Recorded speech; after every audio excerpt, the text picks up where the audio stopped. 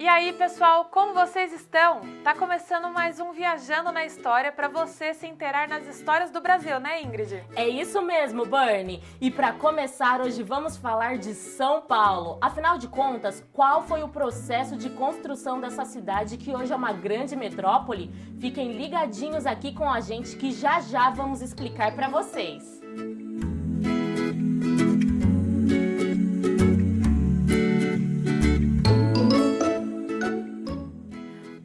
Acaso você sabe da história de São Paulo? Já se perguntou como foi que essa cidade tornou-se tudo o que ela é hoje? Não sei você, hein, Bernie, mas acho impossível falar de São Paulo e não pensar em milhares de carros na rua, um monte de empresas e ruas e estações cheias de pessoas o tempo todo.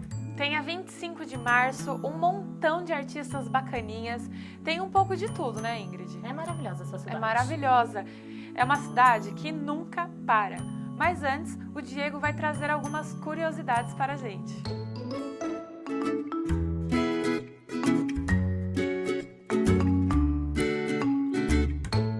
Você conhece São Paulo?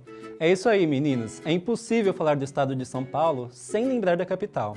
A cidade de São Paulo é a sexta mais populosa do mundo, com mais de 12 milhões de habitantes. É a mais urbanizada do Brasil, a maior do hemisfério sul do planeta e a principal cidade global da América do Sul. Aliás, no quesito riqueza, contando toda a América do Sul, a cidade de São Paulo só não é mais rica que a cidade de Buenos Aires, capital da Argentina, mas possui um PIB maior que a maioria dos países da região. E para a surpresa de muita gente, a cidade ainda tem representantes e tribos indígenas, índios aldeados que vivem nas regiões de Palheireiros, na Zona Sul, e na região do Pico do Jaraguá, Zona Norte. São índios da etnia Guarani, Crucutu. São Paulo também é a primeira cidade a ter um museu de tatuagens na América Latina. Ufa, achou muita coisa para uma cidade só? Pois saiba que a população do estado é de mais de 44 milhões de pessoas. Quase um quinto de todos os brasileiros vivem em São Paulo.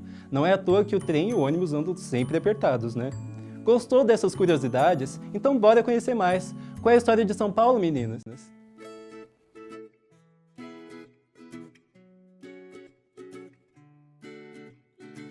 Bom, a história começa no dia 22 de janeiro de 1532, quando teve início a colonização oficial por Martim Afonso de Souza, com a fundação da mais antiga vila do Brasil, Vila de São Vicente.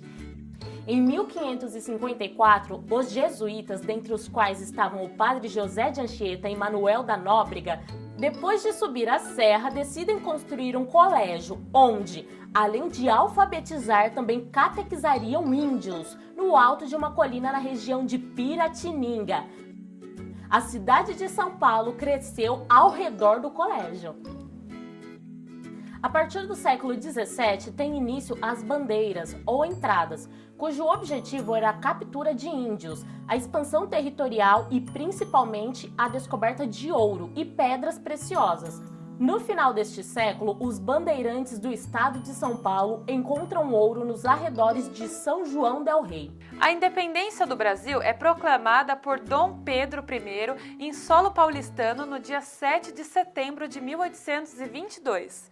Em 1817, tem início o ciclo do café com a fundação da primeira fazenda no Vale do Rio Paraíba do Sul.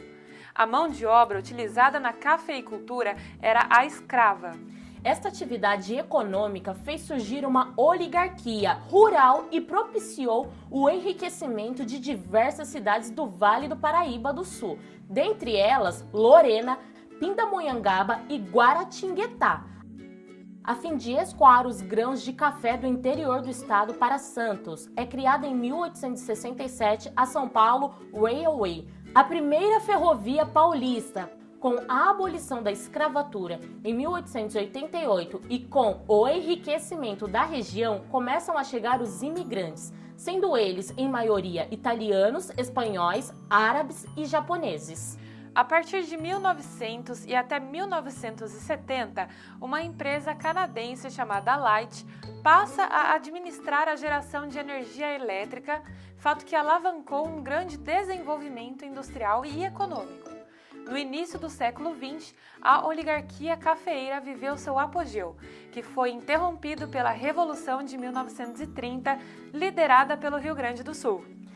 As elites paulistas promovem a Revolução Constitucionalista em 1932. Apesar de todo o dinheiro que possuíam, são derrotadas. Após a Revolução de 1930, o país passou por um período de instabilidade que favoreceu a implantação da ditadura de Getúlio Vargas. A ditadura do presidente gaúcho terminou junto com a Segunda Guerra Mundial. Devido aos bons preços que o café atingiu durante a guerra, o estado de São Paulo se recuperou. Graças à falta de mão de obra, migrantes do Nordeste brasileiro do estado da Bahia, Pernambuco, Paraíba, entre outros, vêm em grande número para São Paulo e passam a viver na periferia, aumentando o tamanho da região metropolitana daquela cidade. E a partir da década de 60, São Paulo torna-se o principal polo econômico e a maior cidade da América do Sul. Ingrid, São Paulo passou por altos e baixos durante a sua história. E agora, acho que ficou mais claro por que existe tantas pessoas, comércios e trânsitos nesse lugar, né? Mas e você aí de casa, gostou de se inteirar sobre a história desta grande cidade? Esperamos que vocês tenham curtido o programa. Afinal de contas, é sempre bom conhecer a história que nos cerca. Então é isso aí, viajantes do tempo. Um beijo pra vocês. Beijo, pessoal. Até o próximo programa.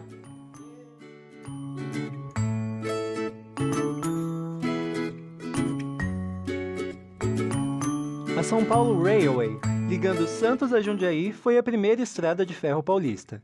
A concessão foi dada a Irineu Evangelista de Souza, o Barão de Mauá, e em 1860 foi adquirida por empreendedores ingleses. O projeto técnico foi elaborado por engenheiros experientes com ferrovias em regiões montanhosas, e a linha, de 139 quilômetros, foi construída entre 1862 e 1867. Empregou muitos operários ingleses que acabaram se fixando na vila de Paranapiacaba, no alto da Serra do Mar, ao redor do pátio ferroviário com estação, armazéns e oficinas. A linha da São Paulo Railway foi planejada principalmente para transportar a produção de café do Noroeste Paulista ao Porto de Santos.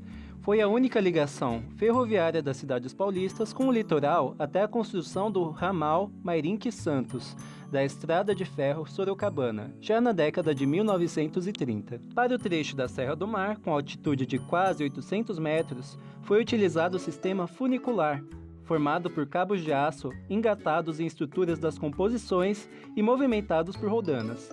Por sua vez, as roldanas eram acionadas por máquinas a vapor, instaladas em alguns patamares do percurso de 8 km na serra. Em 1899, foi construído um segundo plano inclinado na serra e adotou-se o uso de locomotivas de pequeno porte, chamadas locobreques, que tinham um mecanismo de tração dos cabos entre as rodas, aumentando a eficiência do sistema. Essa ferrovia foi importante para o surgimento e o desenvolvimento de diversas cidades da região, como Franco da Rocha, Francisco Morato, Campo Limpo Paulista, Várzea Paulista e, é claro, Jundiaí. Gostou dessas curiosidades? Quer saber mais sobre a São Paulo Railway? Acesse o canal do Comunique 3 no YouTube, que tem mais coisa por lá. Tem uma princesa querendo Leu. Gravando. Não, calma aí, que tem que voltar o Peraí. texto, né? Oficial por Martim Afonso de Souza, com a fundação... Olha o que aconteceu aqui. Se arruma, pai. A cidade de São Paulo cresceu ao redor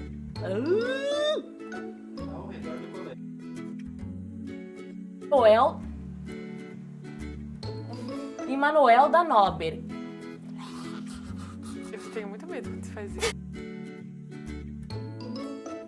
Cuspindo, eu com catarro. Emanuel da Nóbrega. Depois de...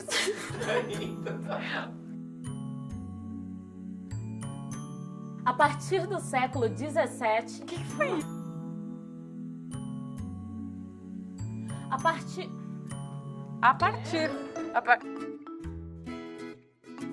É criada em 1867 a São Paulo Railway. Eu acho que eu preciso beber água. Eu tô espumando. Sim. Vai com água? Diga. Hoje as tira esse... Você faz caramba, hein? Gravando.